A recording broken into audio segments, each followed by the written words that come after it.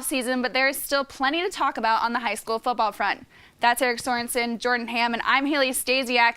To begin, let's talk coaching vacancies. Rich Welbrock just got hired at Basha. He's moving from the west side of the valley to the east side.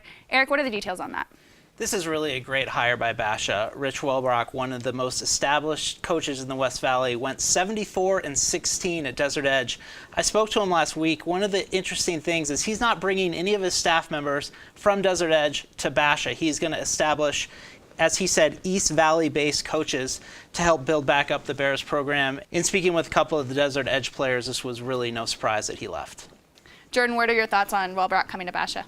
The players absolutely loved him over at Desert Edge. I don't think that's going to change. He's one of the more intense coaches you'll see on a sideline, but he always talked about the passion for the game and to really embrace it and really celebrate the big-time plays and things like that. So I think players really gravitate towards that. And then when you have sustained success, it started with the offensive line. So I'm interested to see what they're going to do over at Basha, facing off some of those really good defenses that Chandler and Hamilton have, and the big-time schools in 6A, to see what they can do along that offensive line. Let's move on now to the Geico State Champion Bowl Series. We have Chandler heading to Frisco, Texas to play a team from either Georgia or Florida. What does this mean for Chandler's program? To me, I equate this a lot to a college team going to a bowl game. The players may not all be excited about it, but the coaches have to love it because it's more practice time. When all these other schools in the East Valley are sitting, the Chandler Wolves are getting more reps and more experience for some of their players. Tough situation for Sean Aguano. Apparently, he has almost 100 players on the roster, but only 55 are going to be able to travel to Texas.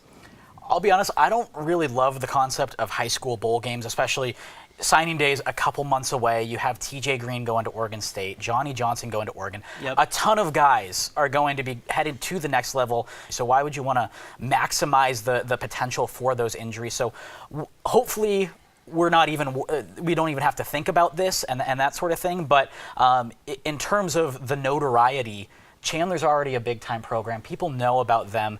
I think Arizona has already made its case around the country that it's a prominent football school. At the beginning of the year, Chandler played Corona Centennial in California very close. Saguaro went up to Valor Christian in Denver and really dominated. So you could see kind of that top flight program go head to head.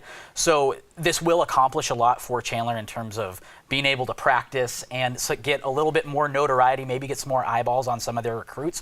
But the risk reward, you kind of have to weigh that going in with the injuries. Now, Alabama and Mississippi has always kind of done something like this. Do you see a growing trend across high school football, state champions, and going and playing a bowl game like this? I think so, yeah. And I think you see more All-American bowls popping up around the country and things like that. So guys want to try to get more tape and things like that. And like Eric said, you want more practice time with some of these teams. So I think that this could be something that develops more west, especially with the nice weather out here. Yeah, I think Jordan makes a great point. This is an opportunity for some of these players that may not be getting recruited right now to get a little extra tape, get a little extra film, and maybe because we're getting closer to LOI Day, maybe have an opportunity that they wouldn't have with the season ending last month.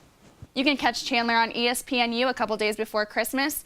Eric Sorensen, Jordan Ham, Haley Stasiak. We'll see you next week on AZ Audibles.